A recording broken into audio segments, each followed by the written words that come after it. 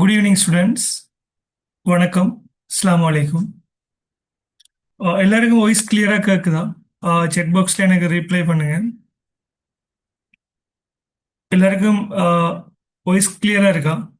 Right. Thank you. Voice clear இல்லை, அப்படி screen share பண்ணப்படலைன்னு சொன்னா நீங்க எனக்கு ரிப்ளை பண்ணுங்க. செட் பாக்ஸில் ரிப்ளை பண்ணலாம். Right. Okay. Thank you Sajith. Thank you Sujeevan. Thank you Aishan. Right.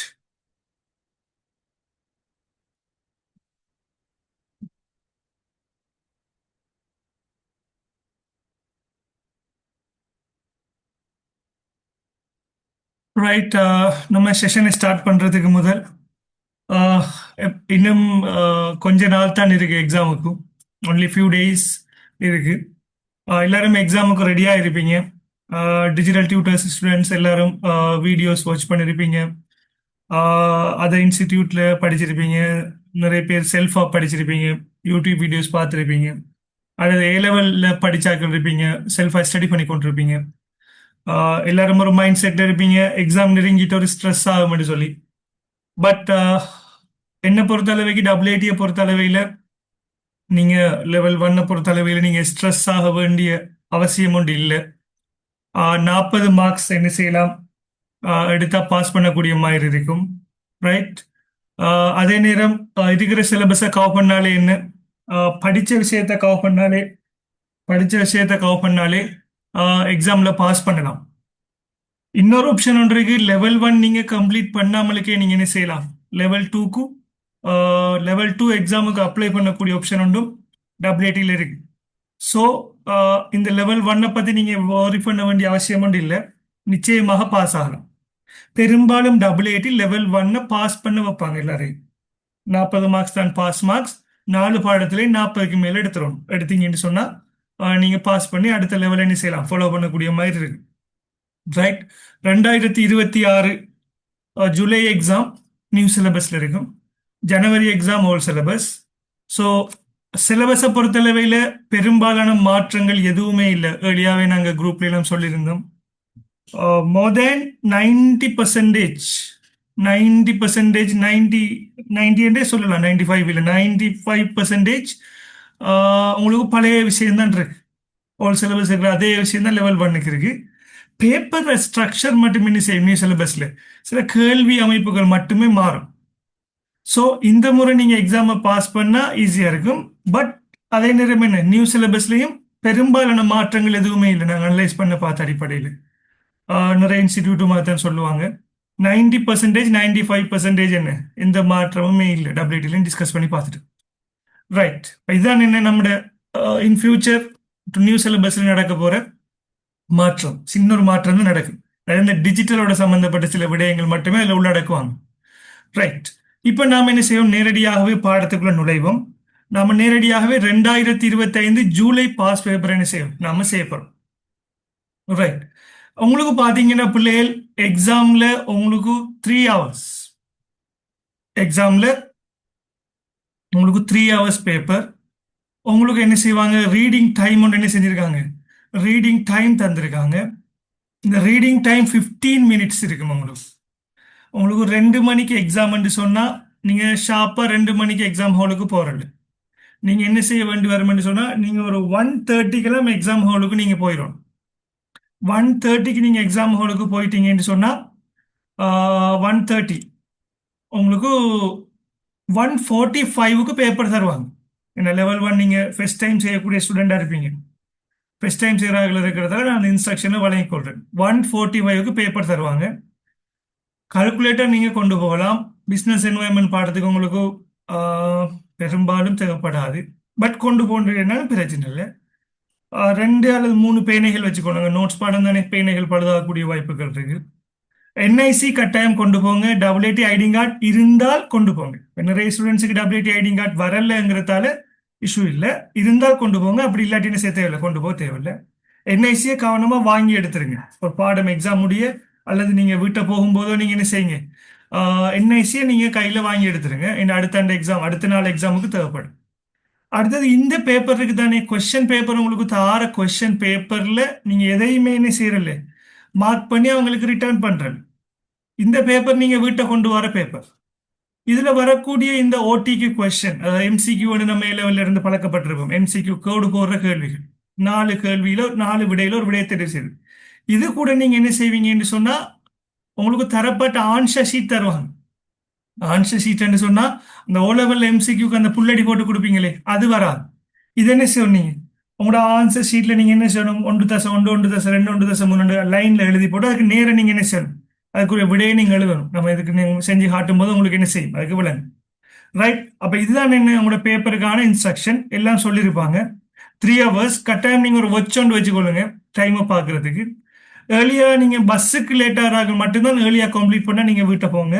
அப்படி இல்லைன்னு சொன்னா எல்லா ஸ்டூடெண்ட்ஸும் 3 ஹவர்ஸ் நீங்க என்ன செய்யுங்க, ஹோல் டே ஸ்பெண்ட் பண்ணுங்க. பக்கத்தில் இருக்கிறார்கள் 1 ஹவர் டிஸ்டன்ஸ் இருக்கிறார்கள்.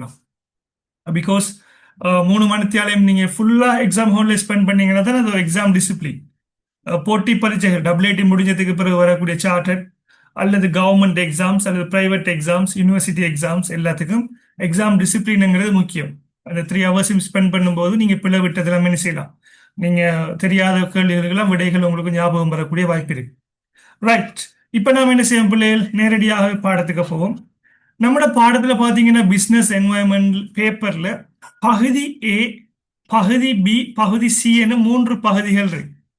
பகுதி ஏல பாத்தீங்கன்னா 1.1 தொடக்கம் 1.10 1.1 to 1.10 இது வரைக்கும் பாத்தீங்கன்னா 10 கேள்விகள் இருக்கும். 4 கேள்விகள்ல 4 விடைகள்ல ஒரு விடையை தெரிவு செய்யுது. ரைட். 1.11 1.11 1.15 மட்டும் பாத்தீங்கன்னா சரி பிழை கூறு. சரியாயின் சரியானதென்றும் தவறானது என்ன செய்யணும், தவறென்றும் எழுதணும். ரைட். பிழை என்று எழுதுறல, அதுல சொல்லியிருக்கிற இன்ஸ்ட்ரக்ஷன் என்ன, தவறானது என்ன தவறானது என்று எழுதணும், சரியானது என்ன சரியானது என்று எழுதணும். என்னதான் இன்ஸ்ட்ரக்ஷன். ரைட். அடுத்த 1.16 இருந்து 1.120 மட்டும் பாத்தீங்கன்னா ஷார்ட் ஆன்சர்ஸ், சின்ன சின்ன ஆன்சர்ஸ் எழுது. பொருட்கள் சேவைகளுக்கு முடியலான வேறுபாடுகள், அப்படி அந்த பாயிண்ட்ஸ் ஃபார்ம் குறிப்பிடுக என்று சொன்னா பாயிண்ட்ஸ் ஃபார்ம்ல எழுதுறது. விவரிக்குக என்று சொன்ன என்ன செய்யணும், அந்த பாயிண்ட சொல்லி போட்டு அந்த பாயிண்ட்டுக்கு என்ன செய்யணும், ஒரு விளக்கத்தை வழங்கணும். விவரிக்குக, விமர்சனம் செய்க, ஆராய்க என்றெல்லாம் வந்தா நீங்க என்ன செய்யணும், விளக்கம் எழுதணும். இந்த விளக்குகன்ற ஒரு கேள்வி பிராக்டிஸ் பண்ணிருப்பீங்க ஏ லெவல்ல எல்லாம். அந்த விளக்குகங்கிறதுக்குரியதுதான் இந்த விவரிக்குக. ஆராய்கங்கிறதும் அதுக்குரிய சேம் மீனிங் தான். ரைட். 40 மார்க்ஸ் வரும். 1க்கு 2 புள்ளிகள் படி 40 புள்ளிகள் வரும். பகுதி B பாத்தீங்கன்னு சொன்னா பகுதி B-ல 10 மார்க்ஸ் படி என்ன செய்யப்படும் கேள்விகள் இருக்கு. கொஸ்டின் நம்பர் 2 ஒரு பந்தி ஒன்று தந்திருப்பாங்க. அந்த பந்தியோட தொடர்பு பட்டது போல ஒரு பரகிராஃபோட தொடர்பு பட்டது போல 3 கேள்விகள் தந்திருக்காங்க. அந்த கேள்விகளுக்கு நீங்க என்ன செய்யணும், விட எழுதணும். குறிப்பிடுகைன்னா பாயிண்ட்ஸ் ஃபார்ம், குறிப்பிடுகைன்னா பாயிண்ட்ஸ் ஃபார்ம்ல எழுதுறது. விவரிக்குகைன்னு என்ன செய்யணும், அதுக்கு நீங்க அந்த பாயிண்ட்ஸை எழுதி போட்டு அதுக்கு என்ன செய்யணும், விளக்கம் எழுதணும். Question number 2, question number 3, question number 4 10 marks படி என்ன தந்திருக்காங்க பாருங்க. 2 3 4 5 10 மார்க்ஸ் படி 4 கேள்வி தந்திருக்காங்க. அப்ப மொத்தம் 40. அப்ப ஏல 40 மார்க்ஸ், B-ல 40 மார்க்ஸ். பகுதி C-ல பாத்தீங்கன்னு சொன்னா 20 மார்க்ஸுக்கு என்ன ஒரு ஃபுல் கொஸ்டின், 20 மார்க்ஸுக்கு ஒரு முழுமையான ஒரு கேள்வி. உங்களுக்கு ஒரு பந்தி ஒன்று தந்திருப்பாங்க, பெரிய ஒரு பந்தி. அதை கேஸ் ஸ்டடி கொஸ்டின் என்று சொல்லுவோம். இதுக்கு நம்ம சொல்லும் போது வேண்டாம், பந்தியை தந்து கேள்வி கேட்கறதுக்கு கேஸ் ஸ்டடி கொஸ்டின். உங்களோட இங்கிலீஷ் சப்பாடத்துல நீங்க படிச்சிருப்பீங்க, ஆங்கிலம் உலகில் இங்கிலீஷ்ல எல்லாம் இதே போல பந்தியத்துல இருந்து கீழே கேள்வி கேட்கிறது. இதுல பாத்தீங்கன்னா பந்தியோட தொடர்பு பட்டதாகவும் கேள்வி இருக்கும், பந்தியோட தொடர்பு படாம நேரடியாக விடையளிக்கக்கூடியதும் இருக்கு. இதுல மதிப்பிடுக என்று சொல்லியிருந்தா என்ன, மதிப்பிடுக என்று சொன்னா இந்த இருக்கிற பந்தியிலிருந்து சில விடயங்களை எடுத்து அதுக்கு நீங்க விளக்கம் எழுதுறது, அதான் மதிப்பிடுக. இனங்காண்கின்ற பாயிண்ட்ஸ் ஃபார்ம்ல எழுது. விபரிக்குக விளக்குறது. குறிப்பிடுகைன்னா பாயிண்ட்ஸ் ஃபார்ம்ல எழுதுறது. இனங்காண்க குறிப்பிடுக ரெண்டும் கிட்டத்தட்ட உண்டு. குறிப்பிடுக அதுவும் பாயிண்ட்ஸ் ஃபார்ம். சரிதானே. பின்னால பாத்தீங்கன்னு சொன்னா நாங்க குறிப்பிடுகைன்னா என்ன, விபரிக்குகைன்னா என்ன என்று சொல்றதுக்குரிய என்ன உங்களுக்குரிய செயல்வினை சொல் என்று சொல்லுவாங்க. அந்த என்ன உங்களோட கேள்வி கேட்கணுங்கிறதுக்கு நீங்க எப்படி விட எழுதணுங்கிறது இருக்கு. இது நீங்க எக்ஸாம்ல வச்சு வாசிக்கிறது இல்லை.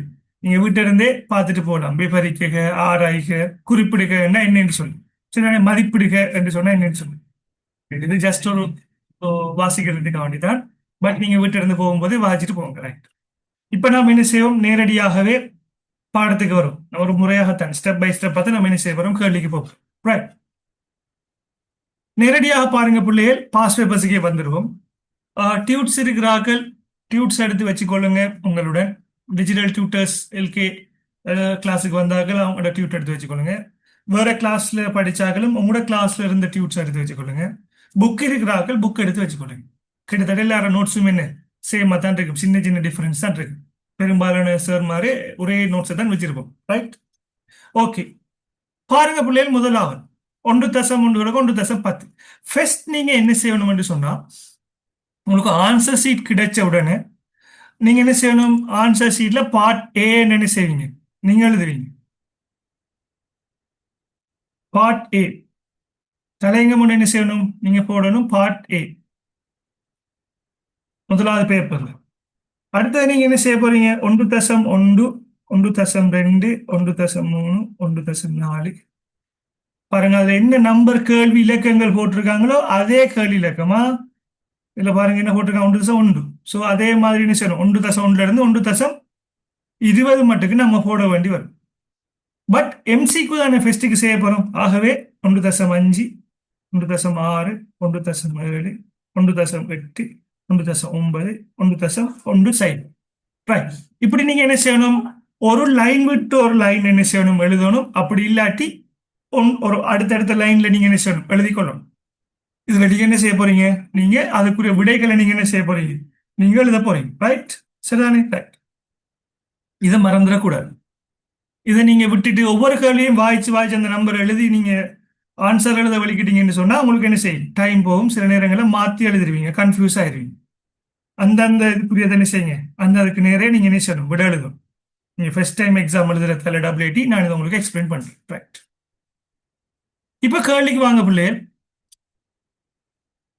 கம்பெனியின் பங்குகள் அல்லது தனிச்சங்கள் வாங்குவதற்கு பொதுமக்களுக்கு அழைப்பு விடுக்கின்ற ஓர் ஆவணம் எவ்வாறு அழைக்கப்படுகின்றது என்று சொல்லும். அதாவது என்ன கேட்காங்க என்று சொன்னா, கம்பெனி உண்டு, வரையறுக்கப்பட்ட பொது கம்பெனி உண்டு, என்ன செய்யறாங்க, பங்குகளை கொள்வனவு செய்யுங்க என்று சொல்லி பொதுமக்களுக்கு அழைப்பு விடுக்கின்ற ஒரு ஆவணம் எவ்வாறு அழைக்கப்படும் என்று கேட்காங்க. நம்ம படிச்சிருக்கோம் என்ன, பொதுமக்கள் பங்குகளை கொள்வனவு செய்யுமாறு பொது பொது கம்பெனிகளினால் அழைப்பு விடுக்க பயன்படுத்தப்படுகின்ற ஆவணம் என்ன ஆவணம், தகவல் மஞ்சரி. தகவல் மஞ்சரி என்று படிச்சிருக்கோம். அதை என்னென்ன ஒத்தகரத்தை என்ன சொல்லுவோம்னு சொன்னா, முன் விபரணம்னு சொல்லுவோம். முன் விபரணம் அல்லது தகவல் மஞ்சரி. அதுக்கு ஒத்தகரத்தை பார்த்தீங்கன்னு சொன்னா தகவல் அறிக்கைன்னு சொல்லுவோம், ப்ரொஸ்பெக்டஸ் சொல்லுவோம். நீங்க எல்லாரும் நம்ம படிச்சிருக்கோம். கப்ருகா நிறுவனம் என்ன செஞ்சிருக்கும், அவங்களோட முன் விபரணத்தை வெளியிட்டு இருக்காங்கன்னு சொல்லி நான் என்ன செஞ்சிருக்கேன், உங்களுக்கு நான் காட்டியிருப்பேன். ஆல்ரெடி நான் இதுக்கு விளக்கம் இல்லை, காட்டுறேன் பாருங்க. கப்ருகா ப்ரொஸ்பெக்டஸ் தெரிஞ்சிருக்கோம் நமக்கு.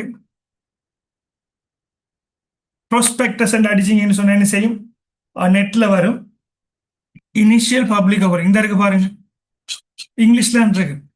அதாவது அவங்களோட டீட்டெயில்ஸ் எல்லாத்தையும் ஆட் பண்ணிருப்பாங்க. அதுல அதுல சொல்லியிருப்பாங்க என்ன என்ன, நாங்க 15.4 ரூபாய் படி 32,826,000 பெறுமதியான ஷேர்ஸை நாங்க விற்பனை செய்யறோம். ஒரு ஷேர்ஸ் விலை 15.40 சொல்லியிருக்காங்க. அப்ப பொதுமக்களை கொள்ளணும் செய்யறதுக்கு என்ன செய்யறாங்க, இவங்க அழைப்பு விடுக்காங்க. இது என்ன சொல்றது, முன் விபரணம் என்று சொல்லுவோம். சோ அதற்குரிய விடையை பார்த்தீங்கன்னு சொன்னா என்ன வரும், தகவல் அறிக்கைன்னு வரும். அதுக்குரிய விடையை நீங்க என்ன செய்யலாம்னு சொன்னா 1.1க்கு நேர நீங்க என்ன செய்யலாம், மூணாவது விடை என்று சொன்னா நீங்க மூணாவது என்று போடுங்க. மூணாவது விடை, ரைட்.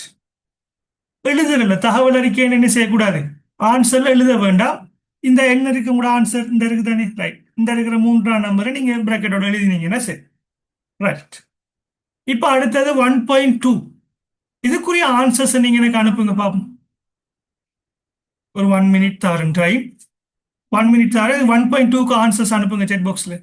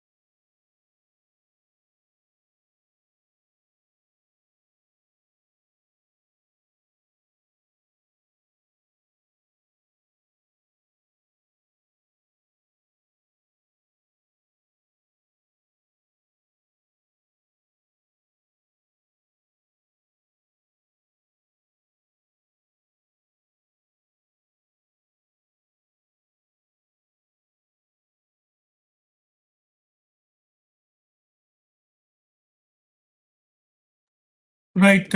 நிறைய பேர் ஆன்சர் அனுப்பியிருந்தீங்க. ஆன்சர்ஸ் எல்லாம் பார்ப்போம். Yes. Fathima, Riska, Amina, Ayesha, Amna, Neesan, Himas, Akshara, Swar, right, Sangeeth, Azad. Right, very good. Every ஒன்ல நீங்க போடலாம் உங்களோட ஆன்சர், எல்லாரும் பார்க்கக்கூடிய மாதிரி இருக்கும், அல்லது இண்டிவிஜுவல் அனுப்பலாம். லவ் யூர். எஸ். எல்லாரும் நாலாவது ஆன்சர், பெரும்பாலான நீங்க என்ன செஞ்சிருக்கிறீங்க?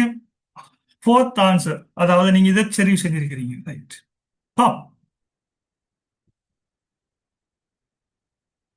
ஒரு பொது நிறுவனத்தை பொறுத்தவரை பின்வருவனவற்றில் எது சரியானது? ஒரு சட்ட ஆளுமை பொது நிறுவனம் என்ற இடத்துக்கு அவங்க குறிப்பிடுறது என்னன்னு சொன்ன பிள்ளைகள், ஒரு பப்ளிக் கம்பெனி, ஒரு பப்ளிக் அரசு நிறுவனம் மட்டும் எடுக்கலாம்.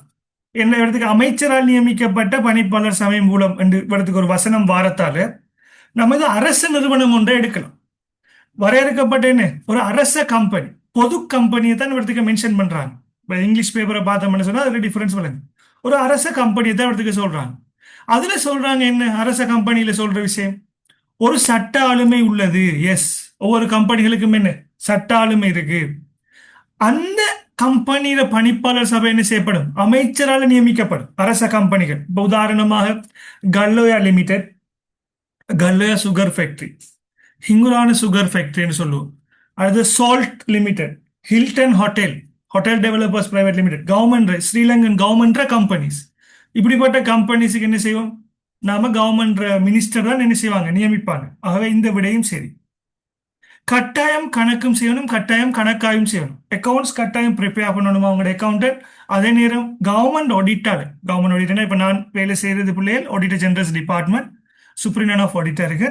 ஸோ அதுல கட்டாயம் என்ன செய்யும், நாங்க கவர்மெண்ட் தான் ஆடிட் பண்ணுவோம், கவர்மெண்ட் கம்பெனிஸ்.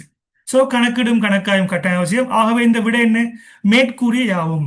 நிறைய பேர் நாம விடுற மிஸ்டேக் என்னன்னு சொன்ன பிள்ளைகள், இதுல லைன் அப் கோடை போட்டு போட்டு என்ன செஞ்சிடும், நம்ம மறந்துடும் இதுல எழுதுறதுக்கு.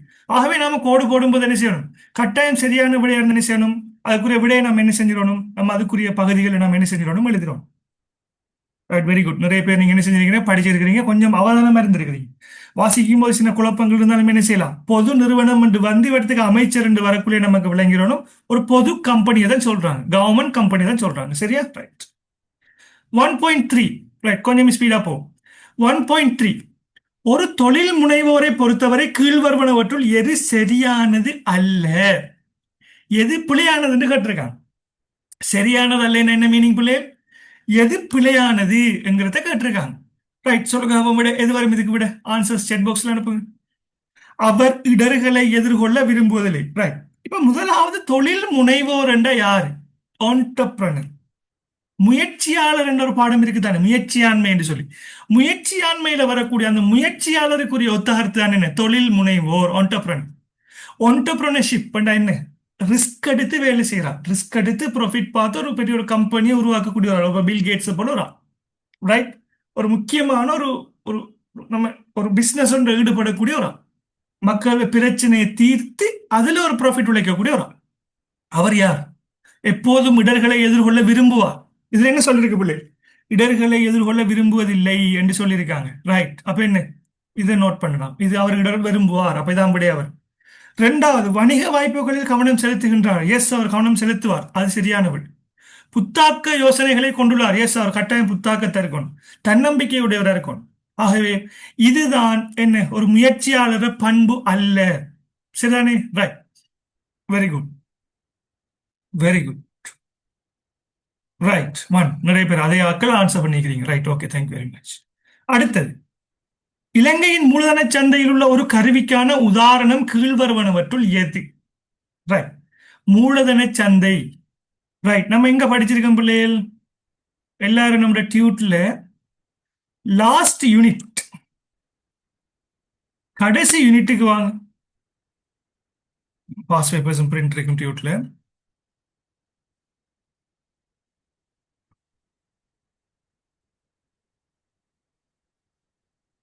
கடைசி யூனிட்டுக்கு வாங்க. இலங்கை நிதிச்சந்தை, இலங்கை நிதிச்சந்தைக்கு வாங்க. நிதிச்சந்தை என்ற என்ன, ரைட், சின்ன ஷார்ட் டிஸ்கிரிப்ஷன் சொன்னா லேஸ் உங்களுக்கு. ரைட், நிதிச்சந்தை என்ற என்ன, முதலாவது சந்தை என்ற என்ன பிள்ளை, சந்தைண்டா கொள்வனவாளரும் விற்பனையாளரும் தொடர்பு கொள்கின்ற ஒரு இடம் என்ன என்று சொல்லுவோம்? சந்தை. அது யாதாயினும் ஒரு நிலைமை. அது ஒரு பௌதீக ரீதியான இடமா இருந்தா மார்க்கெட் பிளேஸ். அடுத்தது என்ன? ஒரு ஒன்லைன் இருந்தா என்ன? சந்தை வெளி என்று சொல்லுவோம், மார்க்கெட் ஸ்பேஸ் என்று சொல்லுவோம்.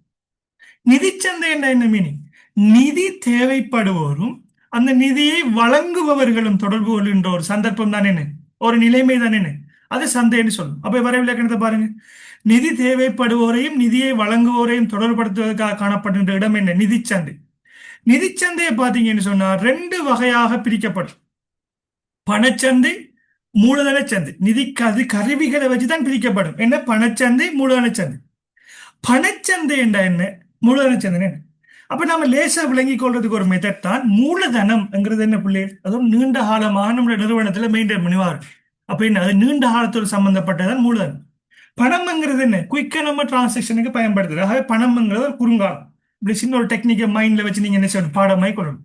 ஆகவே பணச்சந்தை என்ன மீனிங் என்று சொன்னா, குறுங்கால நிதி கொடுக்கல் வாங்கல்கள் இடம்பெறுகின்ற சந்தை தானே என்ன சந்தை? பணச்சந்தை. குறுங்கால், ஷோர்ட் டேர்ம், 30 நாள், 60 நாள், 90 நாள். 90 நாளைக்கு மேல அங்கால போகுமெண்டா என்ன, நீண்ட காலத்துக்கு போகும். அதுல ஒரு இடத்துக்கு மேல போகுமெண்டா என்ன, அது நீண்ட காலத்துக்கு போகும். பெரும்பாலும் 30, 60, 90 நாட்களுக்குள்ளான் என்ன செய்யப்படும் பணச்சந்தை. அட்லீஸ்ட் 6 மந்த்துக்குள்ளான் இருக்கு, அட்லீஸ்ட். சரிதானே? ரைட். மூலதன சந்தை என்றா என்ன? ஒரு வருடத்துக்கு மேற்பட்ட முதிர்வு காலத்தை கொண்ட நிதி கருவிகள் பரிமாறப்படுகின்ற சந்தை தானே என்ன, மூலதன சந்தை. பெரும்பாலும் நல்லா நல்லா கவனிச்சுக்கணும். இந்த ஒரு வருடத்துக்கு மேற்பட்ட என்கிற டேர்ம் வேர்டு என்ன நம்ம யூஸ் பண்ணிக்கணும்.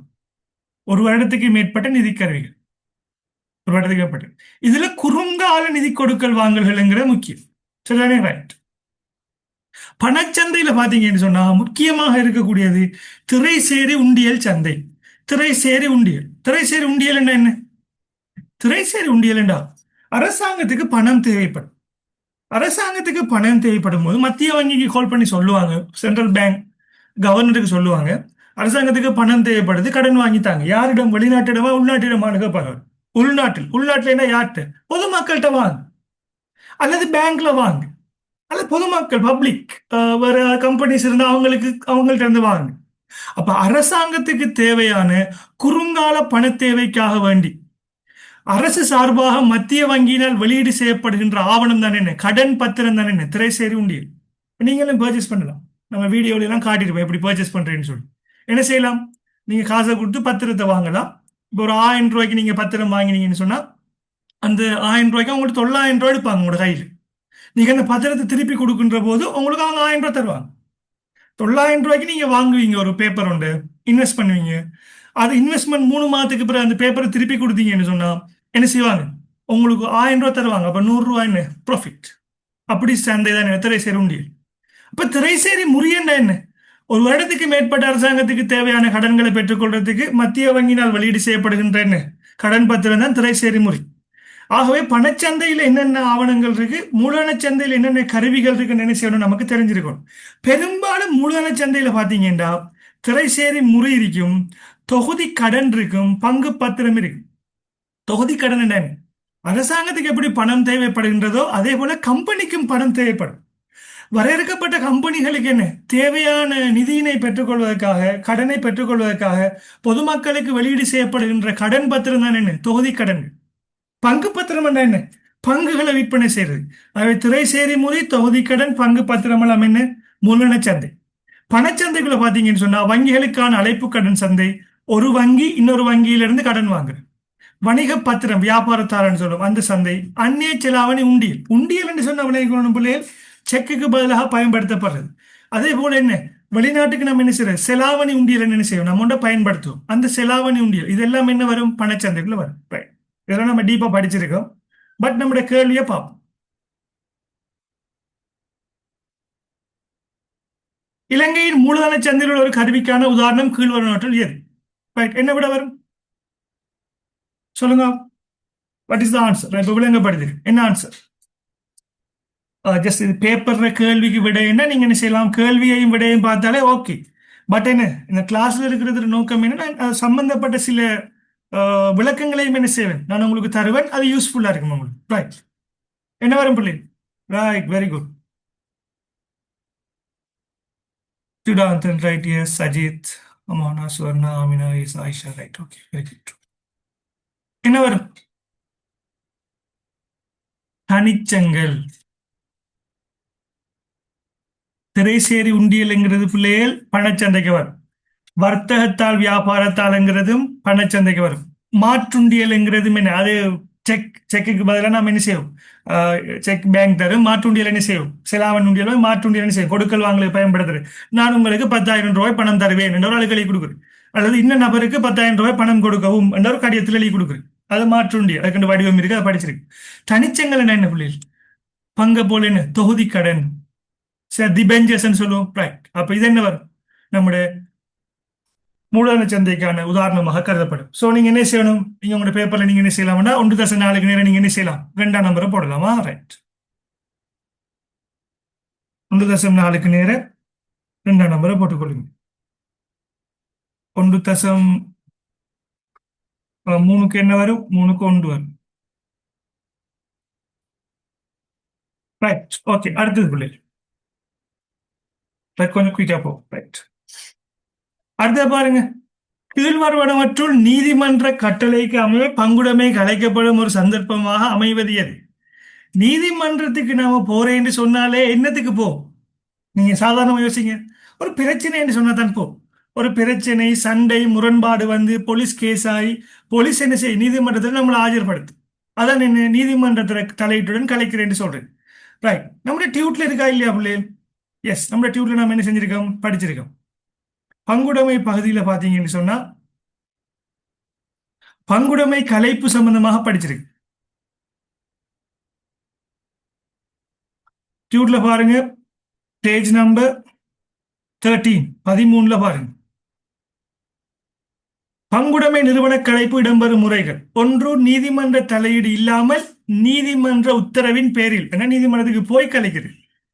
ஞாபகம் வச்சுக்கொள்ளுங்க, லேசான மெத்தட்ல சொல்லித்தான். நீங்க நீதிமன்றத்துக்கு போகாம எப்படி கலைப்பு செய்யலாம்னு சொன்னா, 1 உங்களுடைய எக்ரிமெண்ட் காலம் இருக்குதானே பிள்ளைகள், அது முடிவடையும். நீங்க 2 பேர் ஃப்ரெண்ட்ஸ், நீங்க எக்ரி பண்ணிருப்பீங்க 5 வருஷத்துக்கு நாம என்ன செய்வோம்?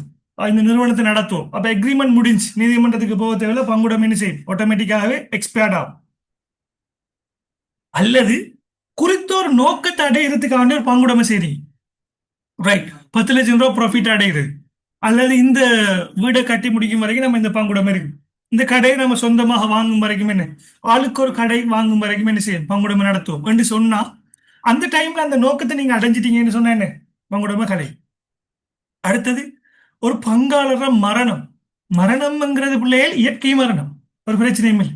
பங்காளரே இன்னொரு பங்காளரை கொலை செய்து அதுல பிரச்சனை வந்திருந்தா என்ன செய்யும்? அது நீதிமன்றத்துக்கு போகும் வழக்கு, ரைட்? இப்படி இருந்தா என்ன நடக்கும்னு சொன்னா, பங்குடைமை என்ன செய்யும்? நீதிமன்றத்துக்கு போகாம கலை.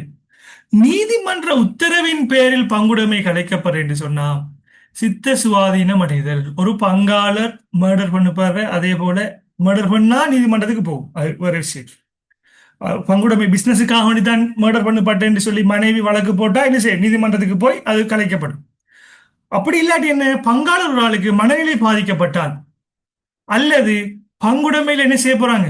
ஒரு பங்குடைமையில் இருக்கிற ஒரு ஆள் ஒரு தவறான செயற்பாட்டில் அடிக்கடி ஈடுபடுவாராயின், போதைப் பொருள் பாவனை அவ்வாறு ஈடுபடுவாராயின், அல்லது நீதிமன்றத்துக்கு போய்த்தான் கலைக்க வேண்டும் என்று சொல்லி இவங்க முடிவெடுத்தால், அல்லது ஒரு ஒப்பந்தத்தை என்ன செய்தால் மீறினால், ஒப்பந்தத்தை மீறினால் என்ன செய்யப்படும்? பங்குடைமை நீதிமன்றத்துக்கு போய்த்தான் என்ன செய்யப்படும்? கலைக்கப்படும்.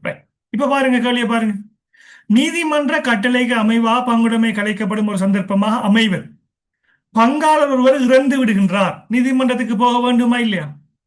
போக வேண்டிய அவசியம் இல்லை. பங்குடைமையின் முடிவுறுத்தல் காரணமாக, பங்குடைமை முடிஞ்சு காலாவதி ஆயிட்டா தேவை, நீதிமன்றத்துக்கு போக தேவை. பங்காளர் ஒருவர் வேண்டுமென்றே பங்குடைமை உடன்படிக்கை மீறுகின்ற போது, பங்காளர் ஒருவர் வேண்டுமென்றே பங்குடைமை எக்ரிமெண்ட்டை மீறுறார் என்று சொன்னா, உதாரணமாக பங்குடைமை எக்ரிமெண்ட்ல இருக்கு, எல்லாருக்கும் 10,000 ரூபாய் தான் சம்பளம் மாதம், எனக்கு 10,000 ரூபாய் போதாது, 50,000 நான் எடுப்பேன், என்னோட எக்ரிமெண்ட்ல இருப்பேன். பங்குடைமை வாகனத்தை பங்குடைமையின் தேவைக்கு மட்டும்தான் பயன்படுத்தணும். பட் என்ன செய்யறாரு? அவர் சொந்த ஃபேமிலியை கூட்டிட்டு ஒரு ஏதோ ஒரு ட்ரிப் கொண்டு போறார், சொந்த தேவைக்கு வாகனத்தை பயன்படுத்துறாரு. அப்ப என்ன? எக்ரிமெண்ட்டை மீறுறார். அப்படி மீறினா என்ன? நீதிமன்ற கட்டளைக்கு அமைவா என்ன செய்யலாம்? நம்ம வழக்கு போட்டு என்ன செய்யலாம்? நீதிமன்றத்துக்கு போய் பங்குடைமையை கலைப்பு செய்யலாம். ரைட். அடுத்தது 1.6. 1.5க்கு நம்ம ஆன்சரை போட்டுக்கொள்ளுங்க. 1.6க்கு வரும். கீழ்வருவனவற்றில் வரையறுக்கப்பட்ட பொது கம்பெனியின் பிரதிகூலமாக அமைவது. பிரதிகூலமான என்ன? தீமை. பொது கம்பெனியா பதிவு செய்யற தலைப்புகளில் நன்மை மிதிக்கு தீமை மிதி. நன்மை என்ன? கூடுதலான மூலதனத்தை திரட்டலாம். தீமை என்ன? நிறைய பேருக்கு ப்ராஃபிட்டை ஷேர் பண்ணி கொடுக்கணும். அப்படி இருக்கு தானே? படிச்சிருக்கேன். ரைட். அப்ப டியூட்டுக்கு நான் காட்டல, பட் இதை வாசிப்போம். அடுத்த இடத்துக்கு போ. திரவத்தன்மை அதிகரிக்கும். என்ன பிள்ளை? மூலதனம் அதிகரிக்குமா இல்லையா? மூலதனம் அதிகரிக்கும். பெரிய அளவு மூலதனம் உருவாக்கப்படும். கூடுதலான காசு கிடைக்கும் நமக்கு பொது கம்பெனியா பதிவு பண்ணும். சட்ட ஆளுமை இருக்கும், அது நன்மை. இழப்புகள் வணிகத்தில் தக்க வைக்கப்படுதல். எஸ், இந்த இருக்கிற விடைதான் வரும். என்ன? நட்டங்கள் அனைவருக்கும் என்ன செய்யப்படும்? பகிரப்படும். நட்டத்தை நமக்கு கிடைக்குது என்ன? நம்ம என்ன வரையறுக்கப்பட்ட நட்டம் ஈடுபடுத்திய மூலதனத்துக்கு அமைவாக என்ன செய்யுது? நமக்கு நட்டம். நட்டம் என்ன செய்யப்படும்? நாம தான் பொறுப்பெடுக்கணும், பங்குதாரர்கள். ஆகவே என்ன? வணிகத்துக்குள் தக்க வைக்கப்படுதல் என்று சொல்லக்குள்ள இதுதான் என்ன? தீமையாரி. மற்றெல்லாம் பாத்தீங்கன்னு சொன்னா இதெல்லாம் நன்மைக்குரியது. ஆகவே ஒப்பீட்டளவையில் என்ன? இந்த ஆன்சர் மட்டும்தான் என்ன? ஒப்பிட்டு பார்க்கும்போது இதுதான் நமக்கு தீமையாக வருது. நட்டம் பலரிடையே பகிரப்படுதல்ங்கிறது பிள்ளைகள் சில டைம்ல அனுகூலமா வரும். அது அந்த ஆன்சரை பொறுத்து, அந்த கேள்வியை பொறுத்து. இந்த கேள்வியில நட்டம் நிறுவனத்துக்குள்ள உள்ளாக்களுக்குள்ள பகிரப்படும் என்று வாரது என்ன? அது ஒரு பிரதிகூலமாக நம்ம கருதும். சரியா? அப்ப இந்த விட வரும் 1.6க்கு 2வது விட வரும். ரைட். 1.7க்கு வரும். கீழ்வருவனவற்றுள் எது காப்புறுதியை ஒரு இடராக ஏற்றுக்கொள்வதற்கான தேர்வு நிபந்தனை அல்ல? காப்புறுதி ஒரு இடர், அதை ஏற்றுக்கொள்வதற்கான எது தேர்வு நிபந்தனை அல்ல? இப்ப வெள்ளம் வரப்போகுது அல்லது தீயழிவால் நட்டம் வரும் என்று எதிர்பார்த்து தான் பிள்ளைகள் நம்ம என்ன செய்யறோம்? தீயழிவு நட்ட காப்புறுதி செய்யும். விபத்து ஏற்படும் என்று சொல்லித்தான் நம்ம என்ன செய்யறோம்? விபத்து காப்புறுதி செய்யறோம். விபத்துக்கு வாகனங்களுக்கு செய்யறோம். சரியா? நமக்கு ஒரு சுகம் இல்லை, எனக்கு ஒரு கேன்சர் இருக்கு, எய்ட்ஸ் இருக்கு, ஹார்ட் அட்டாக் இருக்கு, என்ன செய்யறோம்? நம்ம ஹெல்த் இன்சூரன்ஸ் செய்யும். அப்ப என்ன? நம்ம ஒரு பிரச்சனையை நாம எதிர்பார்க்கும் என்று சொன்னா, ஒரு ஆபத்தை எதிர்வு கூறுறோம் என்று என்ன செய்யலாம்? அதை இடராக ஏற்றுக்கொள்ளலாம், காப்புறுதி செய்யலாம். காப்புறுதி ஒரு இடராக, காப்புறுதி கம்பெனிக்கு போனீங்கன்னு சொன்னா, நீங்க ஒரு விஷயத்தை சொன்னீங்கன்னு சொன்னா அது இடராக அவங்க ஏற்றுக்கொள்வாங்க. சார், நான் ஒரு அந்த வான வேடிக்கைக்கு சொல்லுவோம் என்ன, வெடில்கள் சொல்லுவோம், பட்டாசுன்னு சொல்லுவோம். பட்டாசு பட்டாசு தொழிற்சாலை வச்சிருக்கேன் சார், எனக்கு தீயழிவு நட்டம் வர வாய்ப்பு இருக்கு, காப்புறுதி செய்யலாமா? எஸ். உங்களோட விபத்தை நீங்க எதிர்கூறீங்களா? எஸ், எதிர்கூறீங்க, காப்புறுதி செய்யலாம். வாகனம் ஒன்று வாங்கியிருக்கேன் சார், விபத்து ஏற்படக்கூடிய வாய்ப்பு இருக்கு, எஸ், நீங்க காப்புறுதி செய்யலாம். அடுத்தது என்ன? உங்களுக்கு இந்த நட்டங்கள் வரக்கூடிய வாய்ப்பு இருக்கு சார், எனக்கு இந்த அழிவால, எஸ், சரிபார்க்கும் தன்மை, காப்புறுதி செய்யலாம். எனக்கு எந்த வருத்தம் இருக்குன்னு சொல்லி நான் என்ன செய்ய மாட்டேன், நான் சொல்ல மாட்டேன். எந்த வருத்தம் இருக்கு, எந்த சுகவீனம் இருக்கு, ஹார்ட் அட்டாக்கா இதான சொல்ல மாட்டேன். ஆனா காப்புறுதி செய்யுங்க சொல்லலாமா? ரகசியமாக வச்சிருந்து காப்புறுதி செய்யலாமா? சொல்லல. முக்கிய நன்னம்பிக்கை தத்துவம் என்று படிச்சிருக்கோம். எந்த விடயத்தையும் காப்புறுதி கம்பெனிக்கு ஒளிவு மறைவின்றி நம்ம வெளிப்படுத்தணும். ஆகவே ரகசியமாக எதையாவது நம்ம வைத்துக்கொண்டு நம்ம என்ன செய்யலாம்? காப்புறுதி செய்ய முடியுமா? காப்புறுதி செய்யல. ஆகவே காப்புறுதி ரகசியத்தன்மை என்ன செய்யாது? ரகசியத்தன்மை ஒரு இடராக என்ன செய்யாது? ஏற்றுக்கொள்ளாது. சரிதானே? 1.7க்கு 4வது விடை வரும். 1.8க்கு வாங்க. 1.8 பின்வரும் கூற்றுக்களை கவனத்தில் கொள்க. இப்ப நாம உடனடியாக இவ்வாறு கேள்விகள் வந்தா, 2 விடையை தெரிவு செய்யற கேள்விகள் வந்தா கீழுக்குள்ளத்தை வாசிக்கணும். சரியா கேட்காங்களா பிள்ளைய கேட்காங்களான்னு சொல்லி. மேலுள்ளவற்றில் மேலுள்ளவற்றில் காப்புறுதி தொடர்பான, காப்புறுதி கோட்பாடு தொடர்பில் சரியான கூற்றுக்கள் ஆவன. ரைட் பிள்ளை, விடைய சொல்லுங்க பாப்போம். 1.8 நீங்க விடைய தெரிவு செய்யுங்க. நீங்களும் ஆன்சர் பண்ணணும். சரியா பிள்ளைய ஆன்சர் பண்ணுங்க. You have to take the risk. நம்ம கொஞ்சம் ரிஸ்க் எடுக்க தான் வேணும். ரைட். Okay, very good.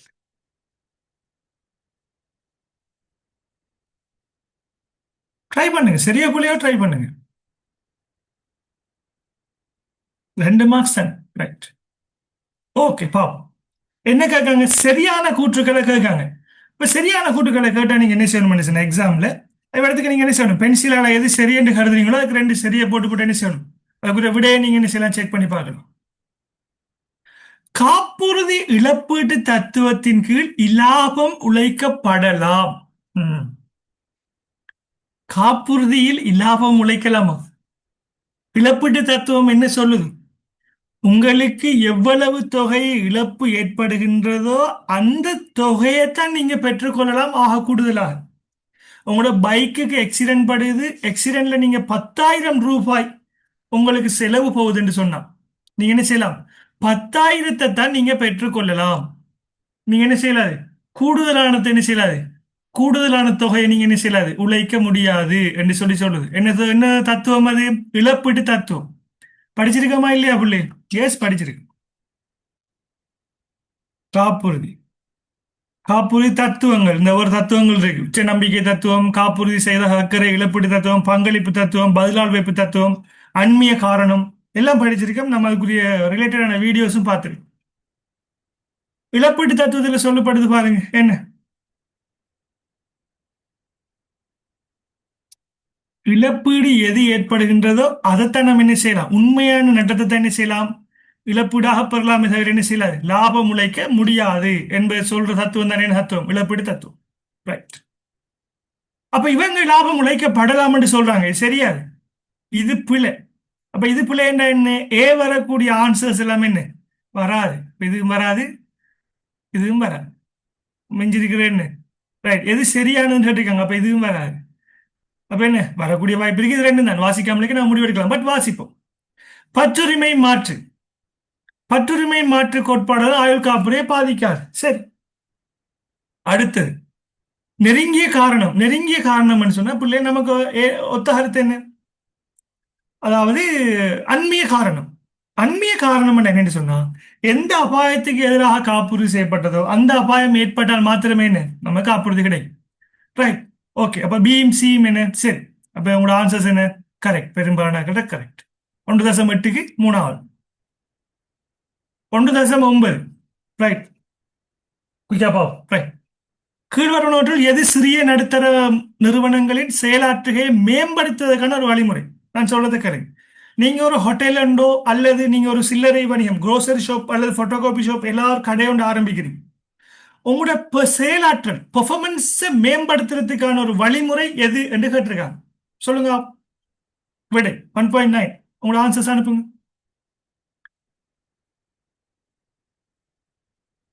ஏதோ உங்களுக்கு ஹெல்ப்பா இருக்கு, ஏதோ உங்களுக்கு உதவியா இருக்கு, உங்களோட செயற்திறன் கூடும். ம்.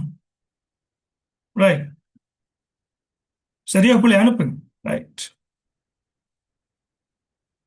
ஏதோ உங்களோட செயற்திறனை மேம்படுத்துறதுக்கான ஒரு வழி. Right. Yes yes, very good. நிறைய பேர் ஆன்சர் சரி, மேக்சிமம் சரி, ஃபுல்லா எல்லாரையும் சரி. நிதி அணுக முடியாமை. உங்களுக்கு நிதி கிடைக்குது இல்ல, இது செயற்திறனை மேம்படுத்துமா? இல்ல. மேம்படுத்துற வழியை தான் கேட்டிருக்காங்க. அரசாங்கம் ஒரு சாதகமான சூழலை உருவாக்குது. அரசாங்கம் உங்களுக்கு பிசினஸ் பண்றதுக்கு வாய்ப்பு தருது. எஸ், உங்களோட நிறுவனம் மேம்படுத்தப்படும், வளர்ச்சி அடையும். உற்பத்தி பொருட்கள் தரம் குறையும், என்ன மேம்படுத்தப்படுமா? இல்லை. வருமான வரி. வரி கூடினா என்ன? நீங்க பிசினஸ் செய்ய பயப்படுவீங்க. ரைட். ஆகவே என்ன விட 2வது விட பிளேல். நான் அந்த ஆன்சர்ஸ் நான் டைப் பண்ணலாங்களே, நீங்க நோட் பண்ணிக்கொள்ளுங்க. ரைட். 1.10 கீழ்வருவனவற்றுள் இலத்திரனியல் பணத்துக்கான ஒரு உதாரணமாக அமைவது. ம். இது எல்லாருக்கும் தெரிஞ்சது. ஆன்சர் அனுப்புங்க. ம். இலத்திரனியல் பணம், எலக்ட்ரானிக் மணி, இ மணி என்று சொல்லுவோம். காசோலை என்ன எலக்ட்ரானிக் எங்க இருக்காதுல்ல? இல்ல.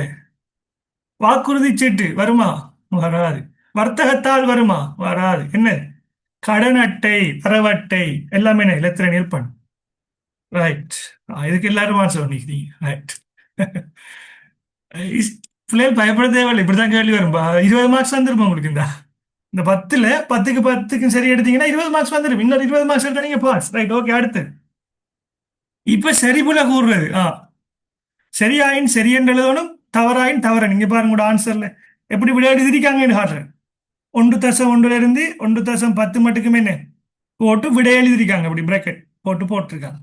இப்ப மத்ததுக்கு என்ன சரியாயின் சரி தவறாயின் தவறு நீங்க பார்க்க தேவையில்ல ரைட் என்ன நீங்க சரியானது தவறானது என்று எழுத அவங்களும் என்ன போட்டிருக்காங்க சரி தவறுன்னு போட்டிருக்காங்க நீங்க சரியாயின் சரியானது எழுதுங்க அல்லது சரி தவறு ஏதாவது ஒன்று ரெண்டு ஆப்ஷனை நீங்க மெயின்டைன் பண்ணலாம் ஒன்று தசம் ஒன்று ஒன்று ம் சரி என்றா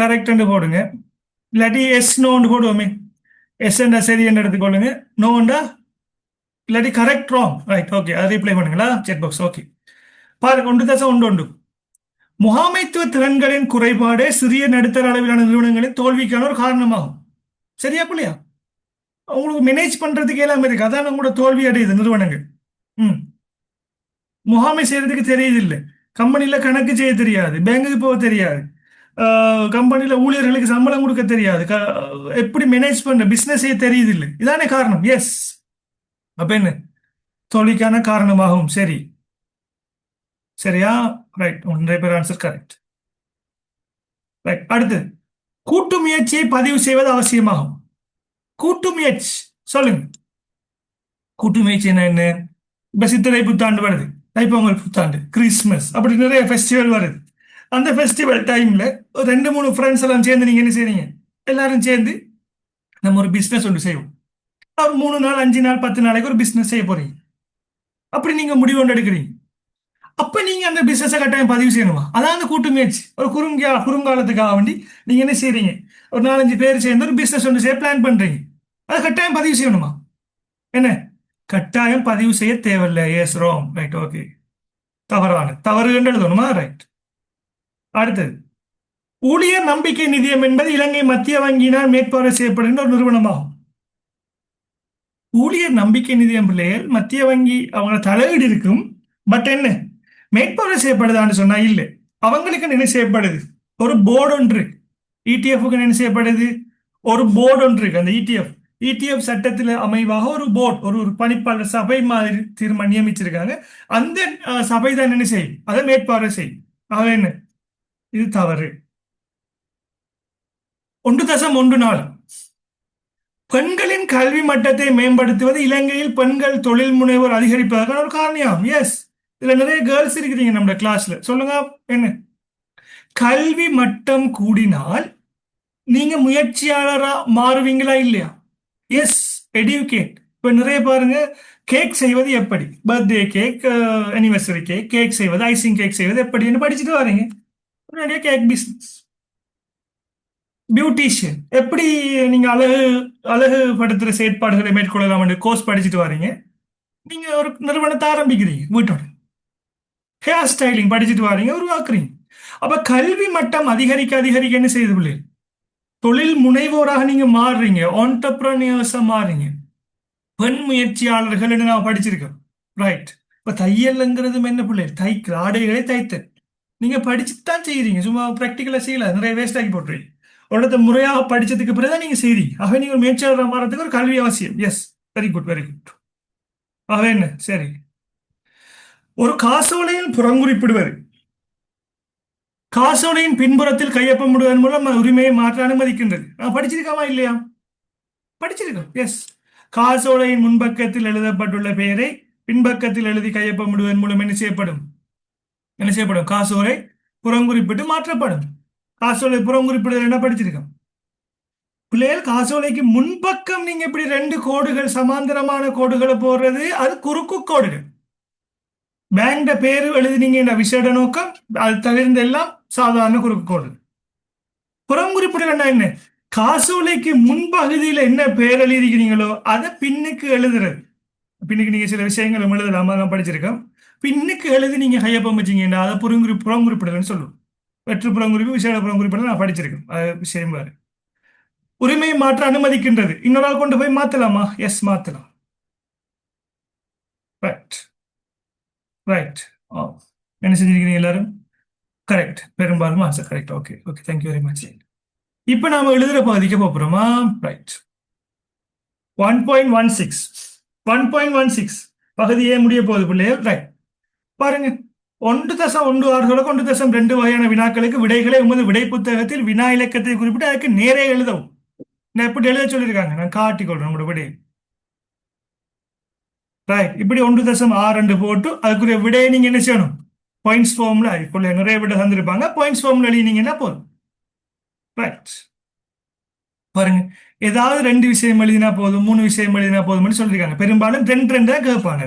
சரியா? ரைட், விடைய காட்டன் வாசிக்கிறதுக்கு இல்ல. ரைட், என்ன எப்படி எழுதணும் ஒரு ஐடியா வந்து கிடைக்கிறதுக்காக. ரைட், எக்ஸாம் இல்ல இது, நம்ம எக்ஸாமுக்கு தயாராகிட்டு இருக்கு. ரைட், இப்ப பாருங்க பிள்ளை, 1.16 என்ன? பொருட்கள் மற்றும் சேவைகளுக்கு இடையிலான இரண்டு வேறுபாடுகளை குறிப்பிடுக. அப்ப உங்களுக்கு கேள்வி வரலாம், என்ன தேவை என்றா என்ன, விருப்பம் என்றா என்ன கேள்வி வரலாம். ரைட், வரலாமா இல்லையா? வரலாம். Right. தேவை, பொருட்கள் மற்றும் சேவைகளுக்கு இடையிலான ரெண்டு வேறுபாடுகள் என்ன பிள்ளை? பொருள் என்பது, இப்ப நான் உங்களுக்கு என்ன செய்யறேன், உங்களுக்கு நான் உங்களுக்கு டியூட் அனுப்புறேன். நீங்க டிஜிட்டல் டியூட்டர்ஸ்ல படிச்சு கொண்டிருக்கிறீங்க, நீங்க டியூட் பர்ச்சேஸ் பண்றீங்க. டியூட் 750 ரூபா பிரிண்டட் டியூட்ஸ் நான் உங்களுக்கு அனுப்பி வைக்கணும் வீட்டு. 250 ரூபா கொரியர் சார்ஜ், அதுக்கப்புறம் 500 பிரிண்டிங் சார்ஜ் நான் உங்களுக்கு அனுப்பி வைக்கிறேன். நான் என்ன விற்பனை செய்கின்றேன்? உங்களுக்கு பொருளை விற்பனை செய்கின்றேன். டியூட் பிரிண்ட் பண்ண ஒரு புக்கை விற்பனை செய்கிறேன், 750 rupees. அது பொருள்.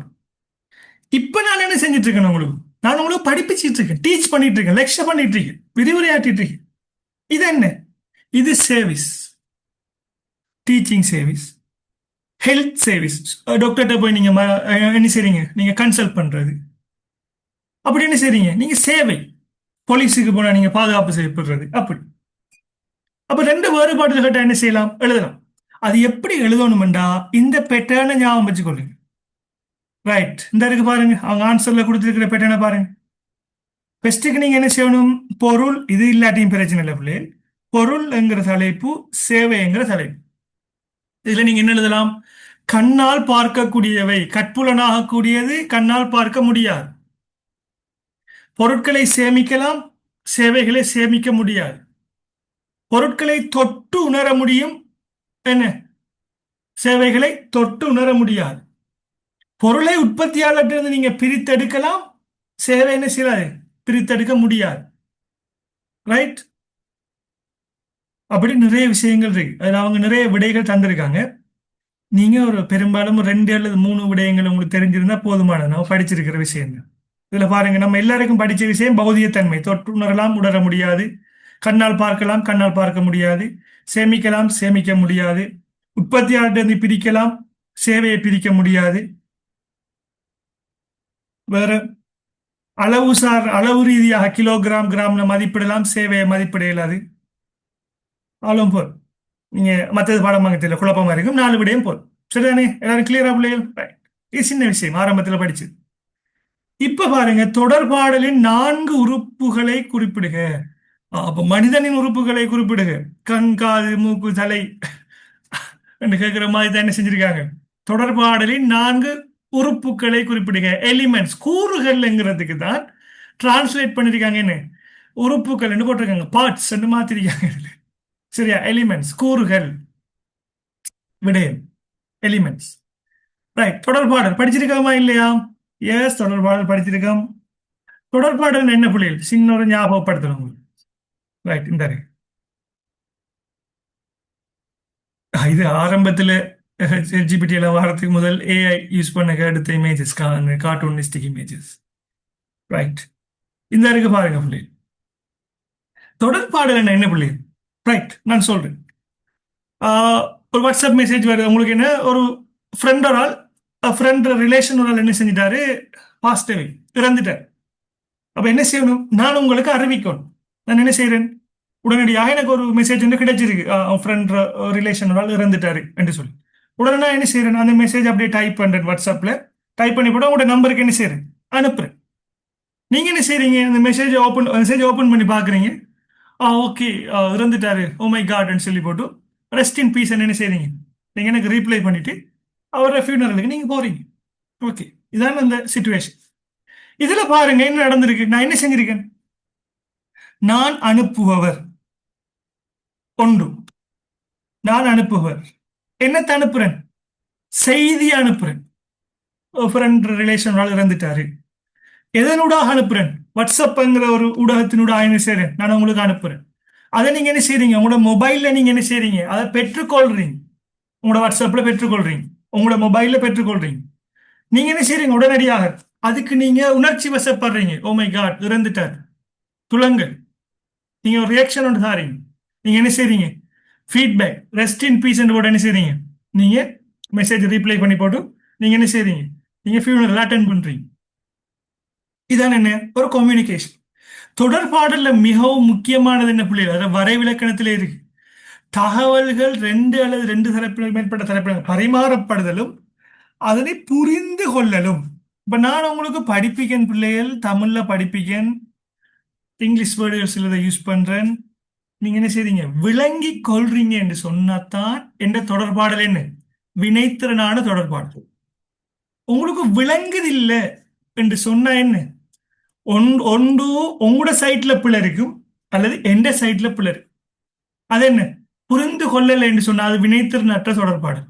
ஒன்று நான் சேஞ்ச் ஆகணும் அல்லது நீங்க என்ன செய்யணும், சேஞ்ச் ஆகணும். ரைட். இதான் என்ன, தொடர்பாடலுக்கான கூறுகள் சொல்லுவோம். ப்ரொசஸ்ல வர இந்த ஒவ்வொரு விடயங்கள் என்ன பிள்ளைகள், தொடர்பாடலுக்கான கூறுகள். இதில் அனுப்புவது, செய்தி ஊடகம், இதெல்லாம் நம்ம டீப்பா படிச்சிருக்கோம். ரைட். தொடர்பாடல நல்ல பண்புகள் கேட்கலாமா, தொடர்பாடல பண்பு எப்படி இருக்கும், இந்த முறை உங்களுக்கு கேட்கக்கூடிய வாய்ப்பு இருக்கு. தொடர்பாடலின் பண்புகள் என்ன, சுருக்கமா இருக்கணும், ஷார்ட் அண்ட் ஸ்வீட்டா இருக்கணும், தெளிவா இருக்கணும், என்ன சொல்ல வந்தனோ அதை சொல்லணும், திட்டவட்டம் ஆனா கரெக்டா நடக்கும். மழை பெய்யலாம், பெய்யாமலும் விடலாம் என்று அனுப்பப்படாது. மழை வரும் அண்டா வரும், அதான் திட்டவட்டமானது. வரலாம், வராமலும் விடலாம், அதுல ஒன்றுமே நம்ம முடிவெடுக்கல. அப்ப முடிவெடுக்கக்கூடிய திட்டவட்டமான தகவலா இருக்கணும், முழுமையா இருக்கணும். மழை என்று மட்டும் போட்டு வருமானம் போடல, வராதான்னு போடல மெசேஜ்ல. அப்ப என்ன, முழுமையா இருக்கணும். முழுமையா இருந்தா தான் நீங்க விளங்கிக் கொள்ளலாம். நெறிமுறைகளுக்கு உட்பட்டது என்ன, இன்னொரு ஆள்ற போனை வாங்கி ரகசியமா அன்லாக் பண்ணி போட்டு பாக்குறது என்ன சொல்லணும், லீகல், ஹேக் பண்ணாமலுக்கு லீகலா ஒழுங்குமுறையாக செய்யுது. தொடர்பாடல பண்பா இருக்கும், லீகலா இருக்கும். ஊடகங்களை வகைப்படுத்துறது, மேபி இந்த முறை எம்சிக்குள்ள கேட்கலாம், வாய்மொழி மூலம், எழுத்து மூலம், சமிக்ஞை மூலம், அதுல வார இந்த தொடர்பாடல்கள் உதாரணங்களை கேட்கலாம் உங்கள்கிட்ட. இது இருக்குமெண்டே சாட்டம் உங்கள்கிட்ட. ரைட். தொடர்பாடல்ற நன்மை, பயனுறுதிமிக்க வினைத்திறனான தொடர்பாடலின் தன்மைகள், அதுல பண்புகளை கேட்கலாம். அதேதான். இன்னொரு இதே பேப்பர்ல கேள்வி ஒன்று வந்திருக்குன்னு நினைக்கிறேன். தொடர்பாடலுக்கான தடைகள், தொடர்பாடல் தடைகள், அது அந்த கேள்வி வரும்போது நான் என்ன செய்வேன், தொடர்பாடல் தடைகள். இப்ப மீள் காப்புறுதி, இப்ப இது தொடர்பாடலுக்கான 4 கூறுகள் என்ன பிள்ளைகள், அனுப்புபவர், செய்தி, ஊடகம், பெறுநர், எல்லாமே என்ன செய்ய, துலங்கள், பின்னூட்டல், எங்களெல்லாம் என்ன வரும், கூறுகளாக வரும். ரைட். 1.18 மீள் காப்புறுதி என்றால் என்ன, இது கொஞ்சம் நல்லா விளங்கிக் கொள்ளுங்க. இது நிறைய பேர் விளங்குறது. நான் இமேஜ காட்டுறேன். காப்புறுதியில பாத்தீங்கன்னா பிள்ளைகள், காப்புறுதியில சில வகைகள் இருக்கு.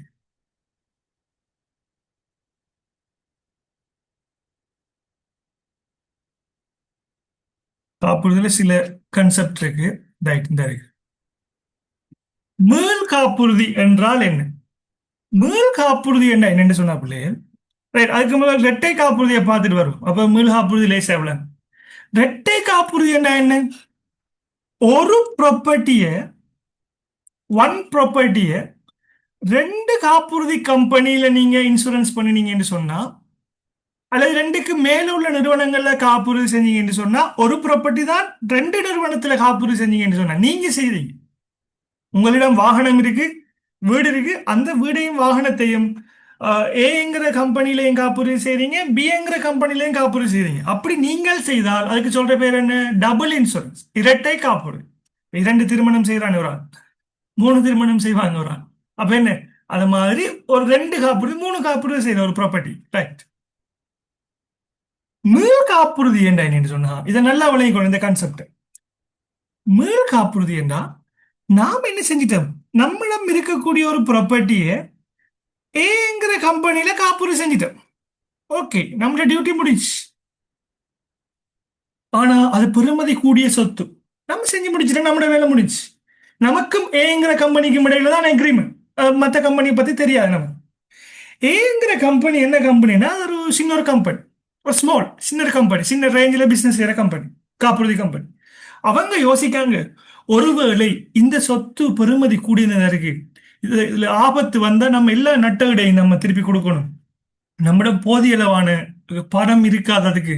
இப்ப நாம் என்ன செய்வோம், இந்த சொத்தை நாம் காப்புறுதி செய்வோம் என்ன செய்றாங்க இவங்க, என்ன செய்றாங்க ஏ கம்பெனி பிங்கிற கம்பெனியோட என்ன செய்யப்படுது, அந்த சொத்தை காப்புறுதி செய்யும்.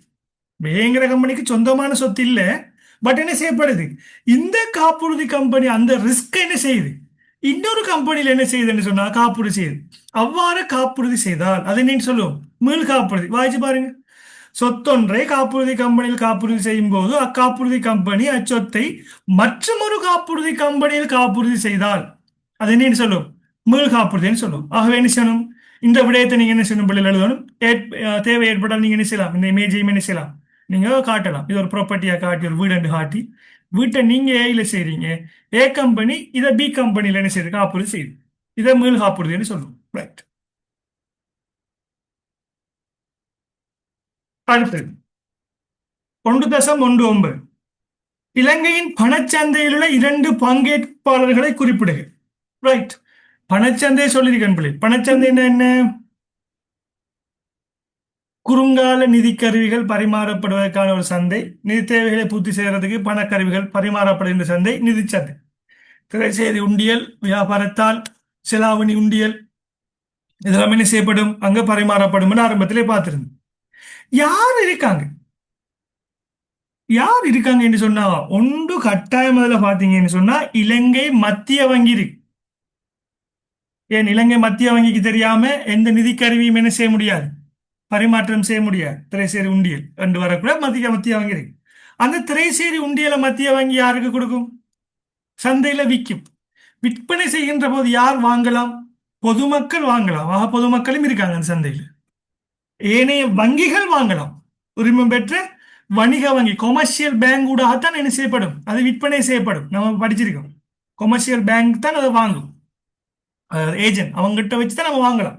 டைரக்டா சென்ட்ரல் பேங்குக்கு போய் வாங்கல பிள்ளை எல்லாமே. கொமர்ஷியல் பேங்க் தான் அதுக்குரிய பதிவு செய்யப்பட்ட முகவர்கள், அவங்கள்ட்ட வாங்கலாம்.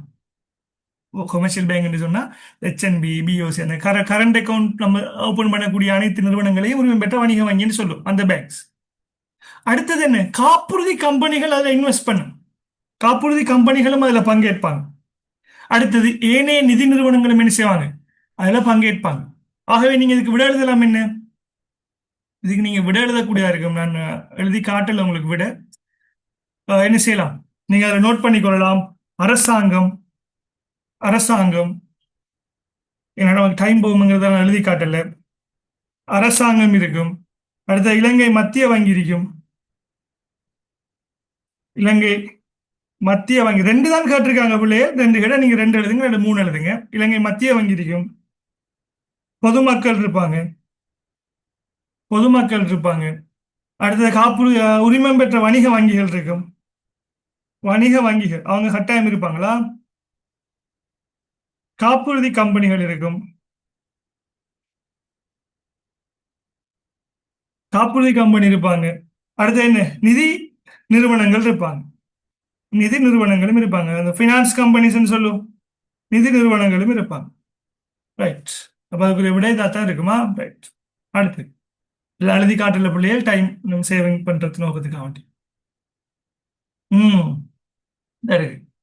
2 தொழில் முனைவு திறன்களை குறிப்பிடுக.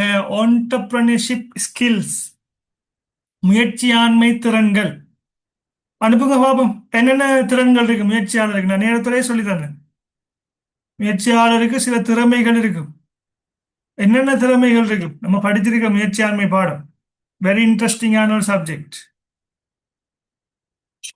நிறைய வீடியோஸ் எல்லாம் பார்த்துருக்கோம், இந்த காளான் உற்பத்தி அதெல்லாம் பார்த்துருக்கோம்.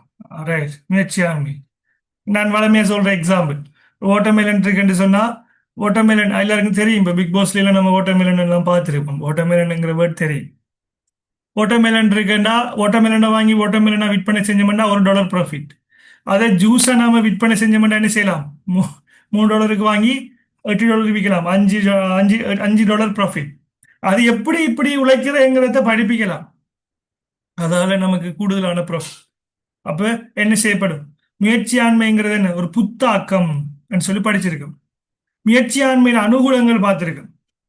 முயற்சியாளருக்கும் இடையிலான தொடர்பு பார்த்திருக்கோம். இது கேள்விக்கும் வந்திருக்கு. முயற்சியாண்மைக்கும் வணிகத்துக்கும் இடையிலான தொடர்பு. முயற்சியாளர பொதுவான பண்புகள் தான் நம்ம கேட்டிருக்கிற கேள்வி. நம்ம கேட்டிருக்கக்கூடிய கேள்வி பாருங்க. தொழில் முனைவு திறன்கள், என்டர்பிரினர் ஸ்கில்ஸ் என்ன பிள்ளை? புத்தாக்கம் மறந்துடப்படாது. முயற்சியாளர் மிக பிரதானமான பண்பு புத்தாக்கம். இரண்டாவது மிக பிரதானமானது ரிஸ்க் டேக்கிங், இடர்களை ஏற்பதற்கான விருப்பம். மூணாவது தன்னம்பிக்கை.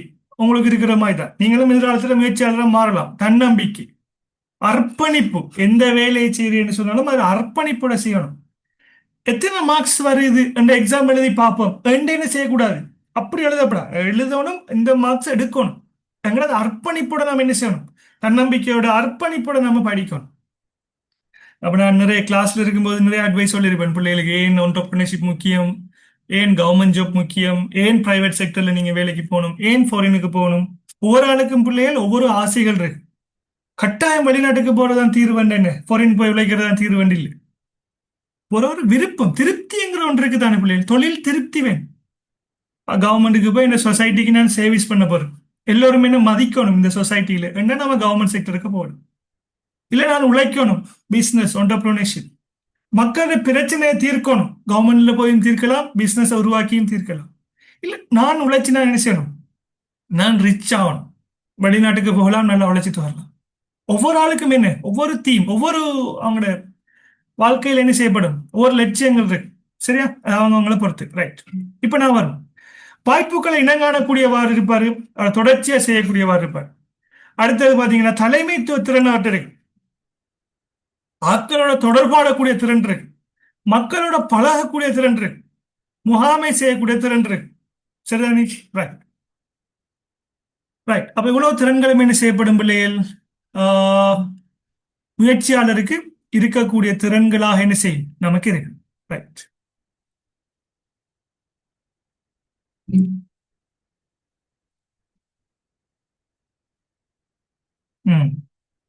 ஒரு முயற்சியாளர் வந்து இந்த நீங்க ட்ரா பண்றீங்க. ரைட். ஓகே.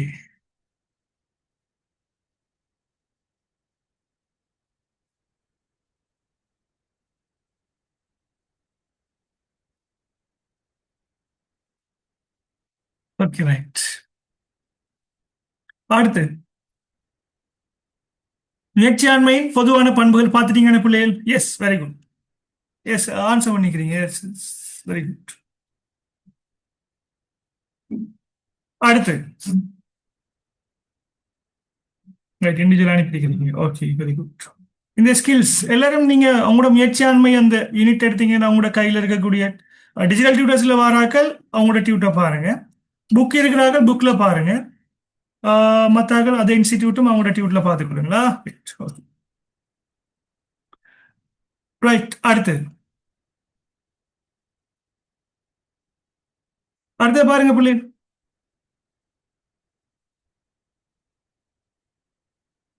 இப்ப நாம பகுதி ஏஎம் என்ன செஞ்சிட்டோம், ஃபுல்லா கம்ப்ளீட் பண்ணிட்டேன், 40 மார்க்ஸுக்குரியது. இப்ப நாம என்ன செய்ய போறோம், நாம அடுத்தது பார்க்க போறோம். மெயினான பகுதிக்கு நாம இப்பதான் போறோம். ரைட். வீடியோட லென்த் பர்பஸுக்காக வேண்டி நான் என்ன செய்யறேன், இந்த வீடியோவை ஸ்டாப் பண்ணி போட்டு திருப்பி ரெக்கார்டை ஸ்டார்ட் பண்றேன். ரைட். செகண்ட் பார்ட்ல என்ன செய்யும், நம்மளோட பி பகுதியை நம்ம டிஸ்கஸ் பண்ணுவோம்.